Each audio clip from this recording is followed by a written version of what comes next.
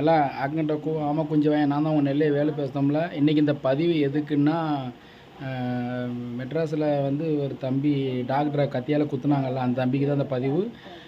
அந்த தம்பி பார்த்திங்கன்னா, அவங்க அம்மாவுக்கு வந்து ட்ரீட்மெண்ட்டு சரியாக பண்ணலன்னும், அவங்க அம்மா வந்து உயிரோடு இருக்க மாட்டாங்க, சீக்கிரம் இறந்து போயிறாங்க டாக்டர் சொன்னதுக்காகவும் அந்த பையன் வந்து உணர்ச்சி தாங்காமல் அந்த அம்மா மேலே இருக்க பாசத்தில் அந்த டாக்டரை குத்திட்டாங்க.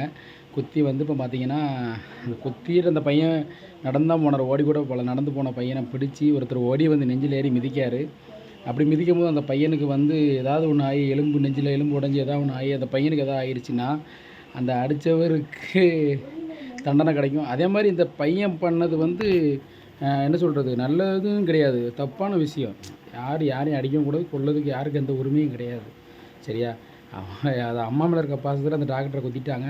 ஆனால் அந்த டாக்டருக்கும் குடும்பம் இருக்குது. அந்த டாக்டரோட குடும்பத்தை வந்து யார் பார்க்குறா, அதை வந்து கொஞ்சம் தம்பி நினச்சி பார்க்கணும். அந்த தம்பிக்கு குடும்பம் இருக்குது. இப்போ அவங்க அம்மாக்காக குத்திட்டு உள்ளே போயிருக்காரு. ஆனால் உள்ளே போயிட்டு வர்றதுக்கு 10 வருஷம் ஆகுதோ 20 வருஷம் ஆகுதோ.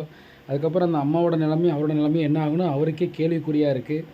நான் என்ன சொல்கிறேன், கொஞ்சம் நீங்கள் அந்த 5 நிமிஷம் யோசிக்காமல் பண்ண விபரீதமான ஒரு செயலால் இன்றைக்கி நீங்களும் உள்ளே போயிட்டீங்க, அந்த டாக்டரை குத்திட்டு போயிட்டீங்க. அவருக்கு குடும்பம் இருக்குது, அதை யோசிக்கணும். நீங்கள் உங்களையும் யோசிக்கணும், இனி நடக்க போகிறத பற்றி யோசிக்கணும். சரியா? உங்களுக்கு அந்த ஹாஸ்பிட்டலில் ட்ரீட்மெண்ட் சரியில்லையா, நீங்கள் வேறு ஆஸ்பத்திரி போயிருக்கணும் இல்லையா, வேறு டாக்டரை பார்த்துருக்கணும். அதை விட்டுட்டு நீங்கள் கத்தியால் குத்துனது மிகப்பெரிய தப்பு.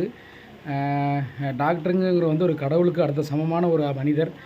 சொல்லுவாங்கள்ல, வக்கீல்கிட்டையும் டாக்டர்கிட்டையும் பொய் சொல்லக்கூடாதுன்னு ஒரு பழமொழி சொல்லுவாங்க இல்லையா, அதான் என்னோடய கருத்து. அவங்ககிட்ட வந்து உண்மையாக இருக்கணும், அவங்க நமக்கு வந்து கடவுள் மாதிரி. தம்பி, நீங்கள் வந்து கொஞ்சம் அம்மா மேலே பாசம் இருக்குது இல்லைன்னு சொல்ல, நீங்கள் கொஞ்சம் பொறுமையாக இருந்திருந்தால் நல்லா இருந்திருக்குமோ எனக்கு தோணுது தம்பி.